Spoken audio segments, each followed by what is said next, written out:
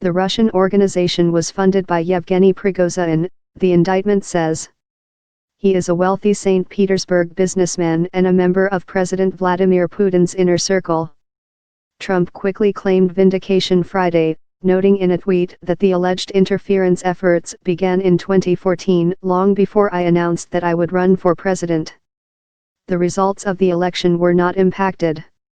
The Trump campaign did nothing wrong, no collusion, he tweeted.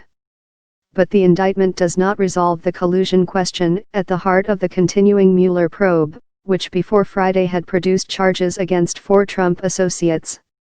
U.S. intelligence agencies have previously said the Russian government interfered to benefit Trump, including by orchestrating the hacking of Democratic emails, and Mueller has been assessing whether the campaign coordinated with the Kremlin. The latest indictment does not focus on the hacking but instead centers on a social media propaganda effort that began in 2014 and continued past the election, with the goal of producing distrust in the American political process. Trump himself has been reluctant to acknowledge the interference and any role that it might have played in propelling him to the White House. The indictment does not allege that any American knowingly participated in Russian meddling, or suggest that Trump campaign associates had more than unwitting contact with some of the defendants who posed as Americans during election season. It does lay out a vast and wide-ranging effort to sway political opinion in the United States. The 13 Russians are not in custody and not likely to ever face trial. The Justice Department has increasingly favored indicting foreign defendants in absentia as a way of publicly shaming them and effectively barring them from foreign travel. The Russian group's strategy included purchasing internet advertisements in the names of Americans whose identities it had stolen, staging political rallies while posing as American political activists, and paying people in the U.S. to promote or disparage candidates. The surreptitious campaign was organized by the Internet Research Agency, a notorious Russian troll farm that the indictment says sought to conduct information warfare against the United States of America. The company, among 3 Russian entities named in the indictment, had a multi-million-dollar budget and hundreds of workers divided by specialties and assigned to day and night shifts. According to the indictment, the company was funded by companies controlled by Prigozhin, the wealthy Russian who has been dubbed Putin's chef because his restaurants and catering businesses have hosted the Kremlin leaders' dinners with foreign dignitaries.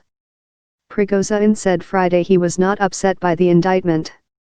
"Americans are very impressionable people," he was quoted as saying by Russia's state news agency. "They see what they want to see." The election meddling organization, looking to conceal its Russian roots, purchased space on computer servers within the U.S., used email accounts from U.S. Internet service providers, and took control of social media pages on divisive issues such as immigration, religion, and the Black Lives Matter movement.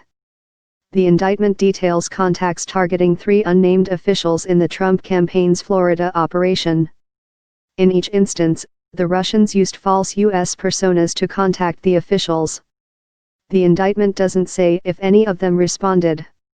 2 of the defendants traveled to the U.S. in June 2014 to gather intelligence on social media sites and identify targets for their operations, the indictment alleges.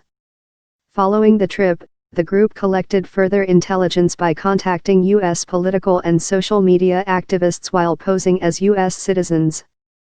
They were guided by one contact to target purple states like Colorado, Virginia, and Florida, prosecutors say.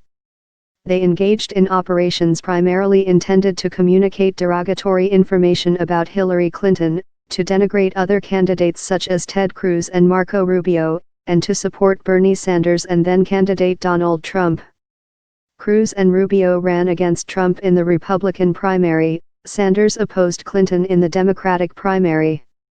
According to one internal communication described by prosecutors, the specialists were instructed to use any opportunity to criticize Hillary and the rest, except Sanders and Trump _ we support them.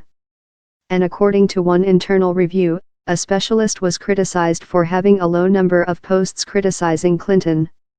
The person was told it is imperative to intensify criticizing Hillary Clinton in future posts. The indictment also asserts that the posts encouraged minority groups not to vote or to vote for third parties, and alleged democratic voter fraud. Ahead of a Florida rally, the Russians paid one person to build a cage on a flatbed truck and another to wear a costume portraying Clinton in a prison uniform. But they also organized some rallies opposing Trump, including one in New York after the election called "Trump is not my president." The Russians destroyed evidence of their activities, as Mueller's investigation picked up, with one of those indicted sending an email in September 2017 to a family member that said the FBI had busted them, so they were covering their tracks.